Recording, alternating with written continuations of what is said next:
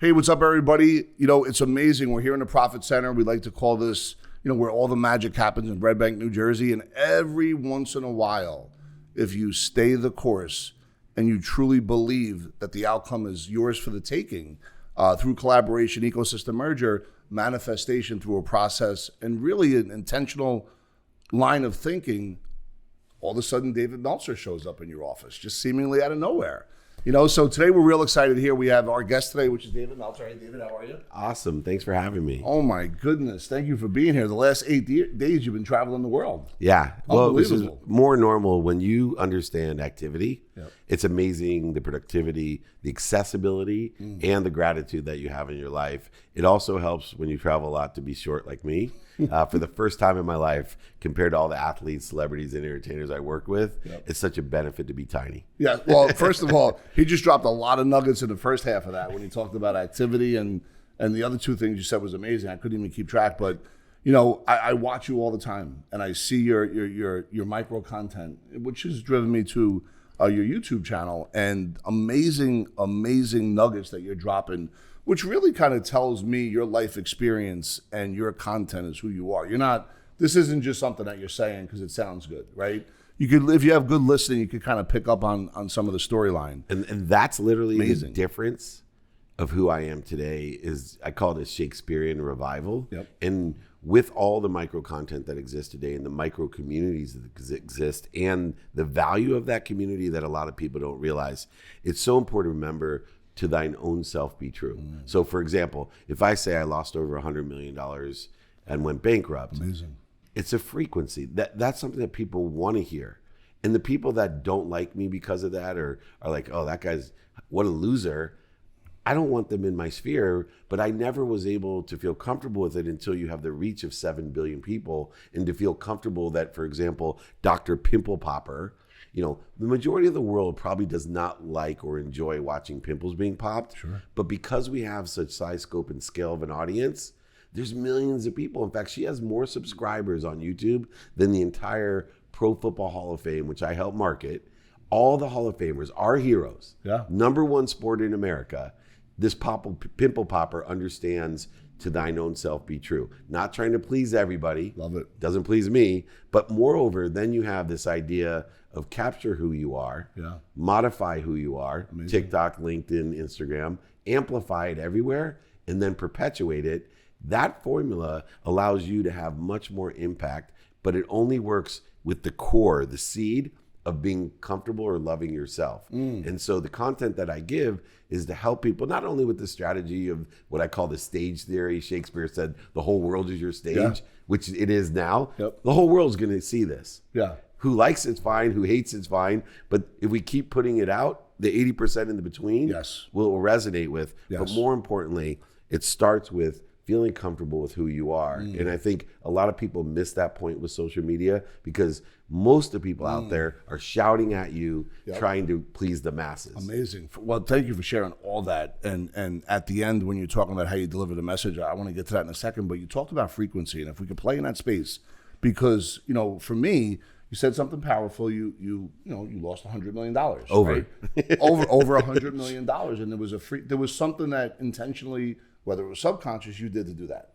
right? Yeah. Is that what you're talking about when you mentioned frequency? Absolutely. Can you tie into talk a little bit about that for all the listeners? Because at the end of the day, I don't really think people understand that they can control their outcome, right? They have the ability to do that one day at a time, sometimes 1 minute at a time. Yeah. But it really comes down to the questions that we ask ourselves and how we are able to rebound from any kind of adversity or get off the canvas faster. I'd love to hear that. It's amazing because things are changing faster. They've always changed. Yep. There's always been uncertainty.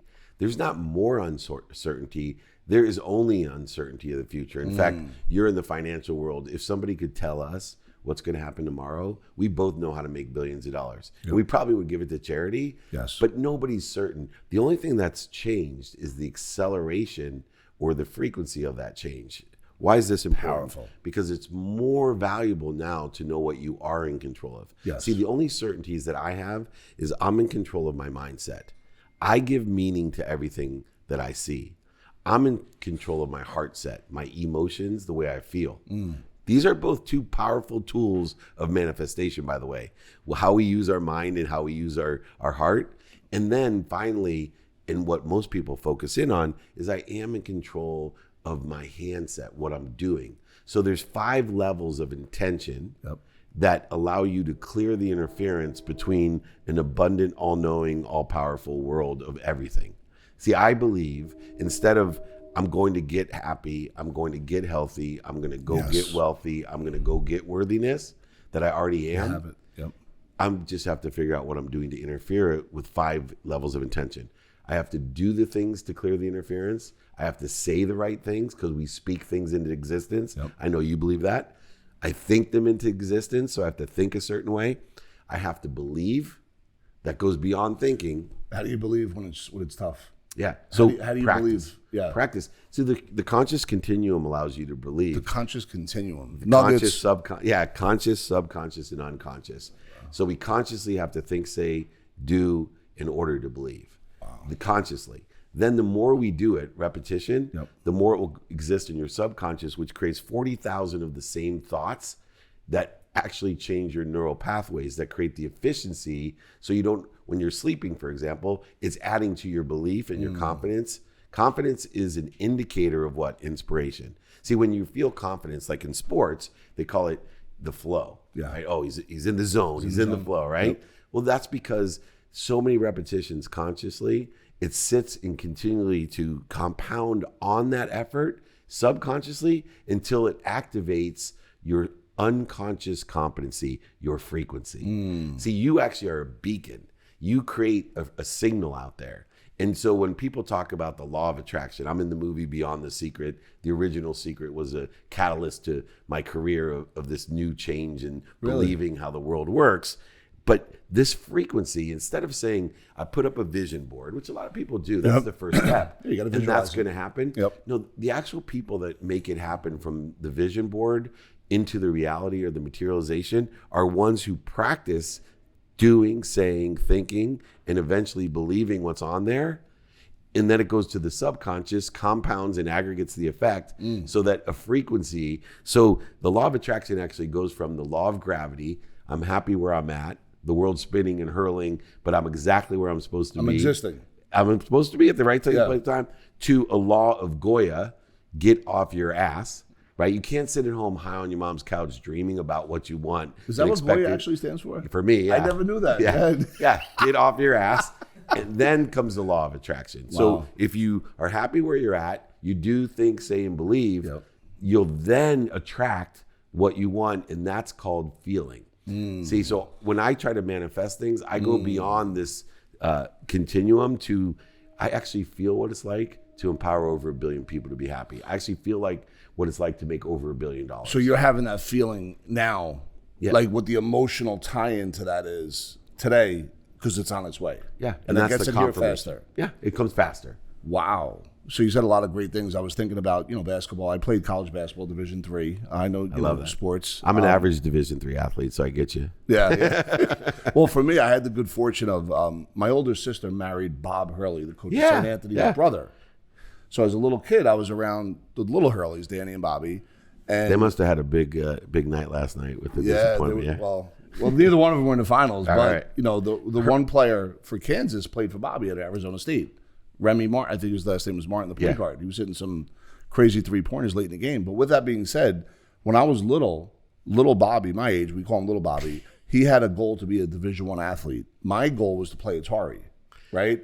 Like, this is what was happening. And I always tell that story because, later on in life, I'm sober one day at a time in AA. I got sober in July of 96. I got a job, and my first mentor, Jay Bilstein, he taught me the understanding of repetition. Just like in basketball, if there's 2 kids that are shooting 500 jumpers a day, right, game speed, but one kid is visualizing the success, feeling the success, and seeing what it feels like, when they're going to win the county or state championship and the other kid's not, well, this one's probably going to do better, right? Absolutely. Because it's going to conspire in his favor, right, his or her favor. Jay Bilstein taught me the game of dialing the phone 400 times a day, and I was able from 1996 to 2003 open, I think it was like over 3,000 brokerage accounts over the phone, right? And there was a model to that, rinse and repeat. I wasn't drinking anymore, so all I did was work. Yeah, right? yeah. So, using that obsessive behavior for your positive. Yes, yeah. exactly.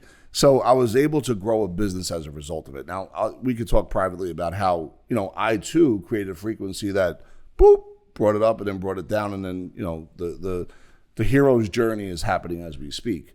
But the stuff that you're talking about, I've always wondered how to have a clearer language of what you just described. I've always been able to get to the party, but not been able to go to where you just described.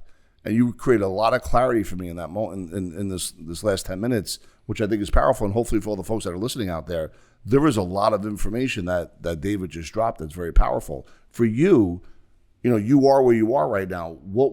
How did you learn these 5 steps? Yeah. Did you learn them in the last 2 years? Did you learn them 20 years ago? Has it been a constant evolution? Like, what does that look like? What is your training? 16 years. Okay. So I always believed the first thing was you have to do. And the reason is that a single mom, 6 kids, worked 2 jobs, packed my dinner in a paper bag in Akron, Ohio. Are you youngest, oldest, or middle? I'm middle. Okay. Middle topper. So I always inherently had the work ethic. My grandfather worked 6 days a week, 12 hours a day. Wow. Came over in the Depression selling tires out of the back of a truck. So the doing was what I learned. And I was going to do everything I could to buy my mom a house and a car. And you knew this at a young age? 5. My dad left. Wow. I took on a sense of responsibility. I've been through a ton of therapy about feeling responsible for everybody because my dad left and I had to be somehow the man of the family. These are true energetic and genetic inheritances. I get it. So doing wasn't a problem. But after doing 16 years ago, the other 3 came and evolved. And I've worked on them and I wasn't even aware of the feeling part. Yeah. But through, for example, 16 years ago, understanding, and this is 2 years before I lost everything. Yeah. This is where it started. There were some red flags in my life. I would talk about my dad giving me a jacket with no pockets and me telling him I hated him because he said I was just like him and I called him a liar, a cheater, manipulator, overseller, back-end seller. I wasn't ready to hear that money doesn't buy love or happiness. But you were ready to tell him everything you told him, though. Oh, of course. That was building up. Yeah. Then 6 years later, I was running Samsung's phone division, the first smartphone. When you say running it, just explain. I want to slow it down for 1 second. Like for all the folks that are checking this out, what does it mean you were running it? I was CEO of Samsung USA, the phone division, the world's first convergence device in 1999. So you've been on technology like from the beginning. 92 to 99. Wow. And in fact, people ask me 6 years later how I became CEO of Leigh Steinberg Sports Entertainment. That's Jerry Maguire. Jerry Maguire. Yep. They'll ask me that. I'll say, you know what? I fit the resume of the other 25,000, Jewish kids that graduated law school and played Division III sports or love sports. But the difference that I had, why he hired me, was I had a technology background, and Leigh was a visionary. He saw the future of sports and technology merging, which is obviously true today, years and years later. So I'm now, the second red flag was I'm a multimillionaire running the most notable sports agency. So I have access to things billionaires don't even have access to. And I'm rich, and I'm married to my dream girl, and I'm not happy. Were you egotistical at that point? Yeah. Was the ego going wild? Wild. Got it. Narcissist, egotistical. I made everything happen. You were never wrong. Not only was I wrong, everyone told me I was right. Yeah. And they lied to me. Yeah. Right. And it was just funny. So my dad didn't lie to me. Yep. 6 years earlier when I started the journey of narcissism and the journey of narcissism. That's amazing. Then 6 years later, my best friend Rob, I invite him to the Masters, which I'm actually going with my son for the 25th year. Awesome. But I asked Rob, my best friend, who I've known so long, that he actually asked my wife, who I've known so long, at 6th grade camp to go steady for me because I was too chicken. Wow. And she said, no, tell him to ask me himself, which led me to have her hate me for so many years until she married me. But I said, Rob, you want to go to the Masters? He said, no way. No, number 2. Everyone else was telling me yes. I was like, what are you talking about? He goes, Dave, I don't like what you're doing, and I don't like who you hang out with, because I was partying a lot. I was having some of the same issues you may have had before you sobered up, but not aware of it. So I told Rob, dude, we're going to the back cabins with Curtis Strange. I got Warren Moon, Wayne Gretzky, and Steve Young at the NetJets party. We're going to fly private to the Masters. It's like, no. He's like, I'm not going. And I told Rob, I hate you. You're not a good friend. I wasn't ready to hear it. 2 weeks later, my life would change forever. This is what started it, is I went to the Grammy Awards with Little John, the rapper. Yep. Lied to my wife. She told me not to go. She told me. Now, why didn't she want you to go? Was there just stuff happening in your life? I wasn't paying attention to the family. Got it. Told me I wasn't paying attention to work, and specifically told me I was partying way too much, and she was scared. Understood. Never. That's all she said. I lied to her as I usually did. Went to where I wanted to go. Came home 5:30 in the morning, wasted, and she was waiting for me. And she told me that she was leaving me. She wasn't happy. That I better take stock in who I was. Do you have any kids? I had 3 daughters under 10 at the time. Told me I better take stock in who I was and what I wanted to become, or I was going to end up dead. Told her I hated her. How dare you talk to me this way? Yep. Who do you think you are? Look around you. Who do you think? Look what I bought you. Yeah. Look at that car. Look at that house. Yeah. Money buys love or happiness, right? This is the guy. Yeah. I wake up in the morning thinking how I'm going to steal her happiness, get divorced, take everything. Yep. And then my life would change. Talk about coincidence, frequency. I look over. Now, did you lose the 120 yet? No, North? 2 years before. All right. So, which I was actually prepared to lose the money. Yeah, you were setting it up. Yeah, exactly. I look over in the closet, and I'm literally almost about to pick up the phone to talk to one of my law school buddies to figure out who could represent me. And I see that jacket. Wow. The no pockets. And I looked at it, and I'm like, I could still get choked up because I think to my head, I don't hate my father, right? I don't hate my best friend, and I certainly don't hate my wife. I hate myself. Yeah. I hated myself. Yep. I was a liar, a cheater, a manipulator, overseller, back-end seller, and I sat there crying, and when I stopped crying, I started thinking about who I was. The kid that made this happen, the kid who grew up in Akron, Ohio, wanting to buy his mom a house and a car. Amazing. That's it, right? Who was the kid that just wanted to help his mom? You got back to love. Not right. Forgiveness and love. Yeah. My purpose. Yeah. And I wrote down these 4 things: gratitude, forgiveness, accountability. And at that time it was effective communication, which I now know is inspiration. That I came to the epiphany. There's something bigger than me. I don't care what year was this, David? I'm sorry. This is in 2006. Okay. 16 years ago. Got it. 2008, I lost everything.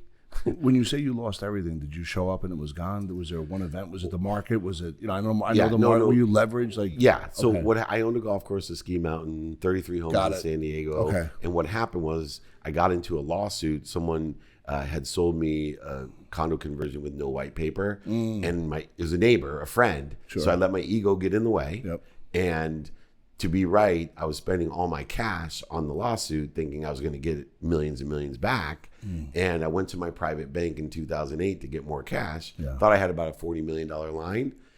But because I never asked for help, because I was egotistical, narcissist, I knew everything. Yep. The bank's like, oh, no, we can't do that. Why? Well, the bank's going under. And you go weren't ready somewhere for else. that. Yeah. And when you have that much going on, Yeah. it doesn't take long before all of a sudden you're not making payments. Yep. And then try borrowing money when you're in 2008 when you're not making payments. Exactly. Amazing. Things got ugly Quick. really fast. Yeah. And I know it happened around the world too a lot. So, but And this was 2 years after the epiphany in the bedroom. Yeah. Got it. Okay. 2 years and after. during that 2 years, it actually scared my wife that I was so calm when I was losing everything. Sounds like the grace of God entered your soul. Right. Gift of desperation, G-O-D, right? Yeah, and that's where I learned those 2 years before. I shifted my paradigm. My family's very religious. I truly believe that there's something bigger than me, an omniscient, all-powerful, all-knowing source that I'm a resource of. Yeah. Meaning it loves me more than my mom loves me. Yeah. And once I truly believed that, all the punishment that I was getting became promotion and protection, right? All the people that left me, it was a protection. The jobs I lost, the business deals, the money, I was being protected. Somebody did something, well, the source did something for you that you couldn't do for yourself Saved at that my time. life. Yeah. Saved my life. And I think you know what I'm talking about. The journey that you've been on, that you know the spiraling, self-deprecating, unworthy, sadness. Well, it's exacerbated by the fact that every day of my life, while I was in torture and in sadness, people would come up to me and say, oh my gosh, you're the luckiest person. You have a beautiful wife, beautiful kids. You're a multimillionaire. You run Leigh Steinberg. I wish I was Dave Meltzer. Yeah. And you're sitting there going, if you only knew. Yeah. I hate him. It was awful. Thank you for sharing. Appreciate it. So the journey started. Bankruptcy happens. What happens next? So I started to shift this paradigm, and I decided that instead of trying to get things that I already was, and I started to switch my perspective. Love it. And that's where I started helping other people. Amazing. I started, really learning about elevating others to elevate myself. I went on a mission to empower over 1 billion people to be happy. I focused strictly on making a lot of money to help a lot of people, to give it back out, to have a lot of fun in my life. Yeah. Just like when I was little, I wanted to make a lot of money to help my mom. Yep. And be happy. Now you just made the game bigger. Made it much bigger, and then started becoming more interested than interesting. And that's where it accelerates today, is I'm always learning. Wow. I learned this from coaching, flag football for my 5-year-old. Yeah. I decided I only want to teach 3 things. Do your best, learn lessons, and have fun. Amazing. We didn't win many games, but those kids now are 12 and they're killing it. Amazing. I'm not coaching them anymore, which is probably why they're winning. Yep. But what I taught them worked well. So like for anyone that's checking this video out that may be interested in, because I know you're building brands now, you're doing many things, right? As a giver and contributor with life experiences and a phenomenal journey along the way that you could share with other people. Just for me right now in the last 20, 30 minutes, what I've gained is incredible. I could just listening to what you said is giving me another level of base camp increase mentality on what I could do next, just sitting here. Infinity plus one. Yeah. For the folks that are out there, you help people build brands, correct? And you're a coach, and is it a man? Like, so if you could tell everybody who you are, like how they can get you if they're interested. So for me, content, right? So I write books. Yep. So I have 4 bestsellers. Amazing. I've written 8. Just will release the other ones. But books, I have podcasts. Yep. I do 10 a week. So sports entertainment playbook and entrepreneur playbook. Then I also have free trainings every Friday. I've done for 22 years. I do lives almost every day. I see it. I also have a private group coaching, which is very, very inexpensive. And they get one-on-one access to me every week. And then I have a wait list now for actually one-on-one coaching. I only hold 50 clients that I coach individually. Then I have advice in consulting business where, from big brands, the biggest in the world, to startups that I assist in how to build this frequency, this utilization. Because I'm living proof that you can take your frequency, a middle-aged mutant turtle, and have millions of people in a community to help. Unbelievable. Do you measure frequency? Do you have a tool to measure that? So I do. I'm very routine oriented, but my routine's different than most human beings. I start my day at 9 p.m. That doesn't mean I wake up at 9 p.m. I actually have an unwinding routine. I have a sleep coach. So I believe in mentorship. Obviously, I mentor millions. Sleep coach. But I have a sleep coach that puts me every day in a position to recover at 9 p.m. and also to access information. So when you're talking about frequency, my methodology is to put my body, mind, and soul in a position to recover. So obviously, physically, I have more energy in the morning. Because one of the biggest tragedies, one of the things I teach most to people, the majority of people on earth go to sleep at night and wake up more tired in the morning. That'd be like you and I going out to an exceptional dinner in New York City. 2 hours later, we leave the restaurant and we look at each other and we both say, man, I'm starving. It won't even make sense. But think about it. So what I do is I plateau and grow with the frequency by waking up at 4 a.m. Pacific time, no matter where I am in the world, or close to it, depending on the hours. So you stay on that clock even when you're in Saudi Arabia? Correct. Got it. Okay. Or close to it. I'll edge a little bit. Got it. And I'll cut out one sleep cycle. Got it. So I know my sleep cycles. The reason you should know your sleep cycle is that if you do, mine's an hour and 32 minutes. So I try to get 4 sleep cycles, which is about 6 hours. Got it.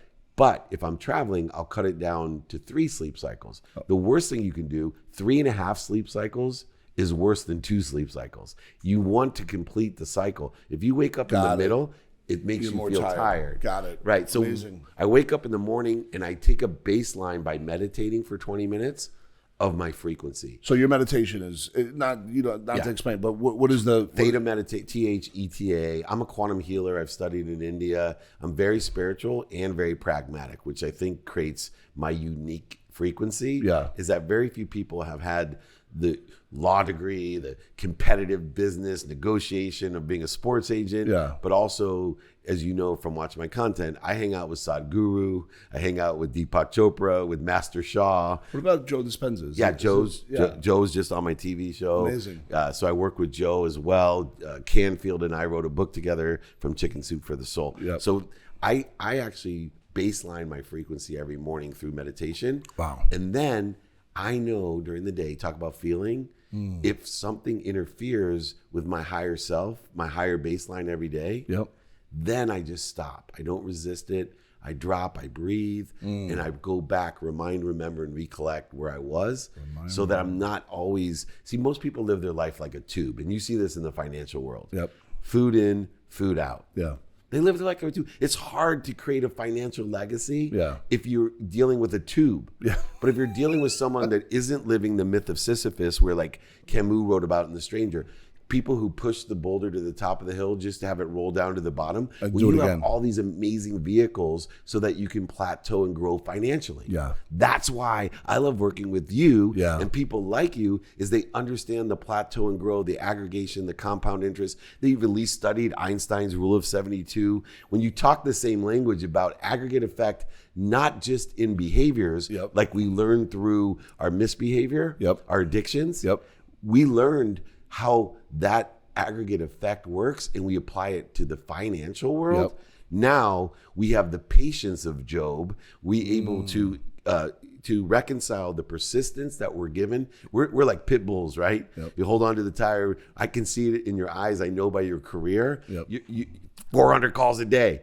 But very few people can blend that or reconcile that with the patience of aggregate effect and compound interest. And that's what you help people do. That's what I help people do. That's why I'm here. Amazing. We talk about life insurance as one of those tools, and we talk about how to really use that as a baseline. And there's a spiritual component to using life insurance in the overall financial strategy because of patience and being able to, create your own bank and get multiple uses of your own money and be able to finance your own debt and have uninterrupted interest along the way. And once you could get to that place of patience, tolerance, understanding overnight success doesn't exist, it's 20 years in the making, and not chasing a rate of return or seeing what the Joneses are doing, and really get an investment philosophy, that's where everything changes. We call that the money train whenever it goes by. Yeah, I love it. So well, it's definitely coming by at the right time, because you're talking about what builds not only the money train, but the money tree. And, it's interesting because it's one thing, even when interest rates are low, to have your own bank. But it's another thing to have your own bank, as we'll see here in the next 10 years, because I know where interest rates are going. They're going up. You study history for one reason, to learn human nature. Yes. Jerome Powell said he's going to raise it 11 times in the next year and a half. Exactly. And that doesn't even talk about the inflation. What's going on here. We're at 40-year high, 8%, 7.9% inflation, which basically means all the good folks out there got a 7% pay cut, just from an inflation perspective.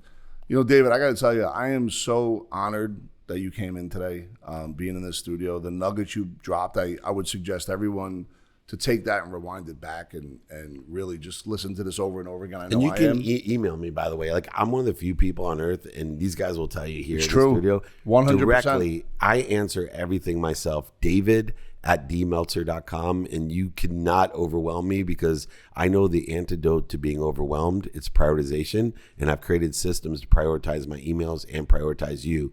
So please email me directly, David@dmeltzer.com. Sounds like systems and processes with sleeping, with emails, with everything in your world, and this all was born out of what seemingly was turmoil, your life lessons. changing. I call it lessons. Yeah. Pain's an indicator you got a better place to be. Ooh, I love it. Well, listen, thank you so much for being on the show. I really appreciate your time. Thank you. What a great interview. We'll do much more. Yes, I appreciate it. Thank you.